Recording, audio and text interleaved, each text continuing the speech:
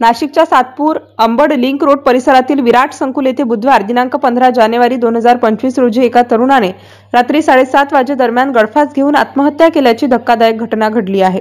MIDC चिंचाळे police चौकी हद्दीतील Suresh petrol पंपाच्या पाठीमागील बाजूस असलेल्या विराट संकुल येथील घरात एकटाच असलेला हाफिज रहमान खान उर्फ सलमान चुलबुल खान या तरुणाने राहत्या घरी दोरीच्या सहाय्याने आत्महत्या केली आहे।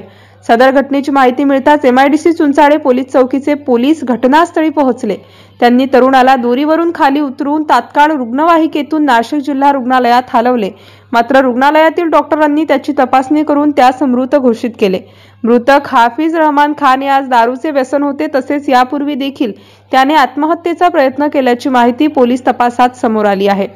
प्रकरणाचा अधिक तपास MIDC चिंचाळे पोलीस चौकीचे प्रभारी पोलीस निरीक्षक मनोहर कारंडे यांच्या मार्गदर्शनाखाली पोलीस पथक करीत आहेत।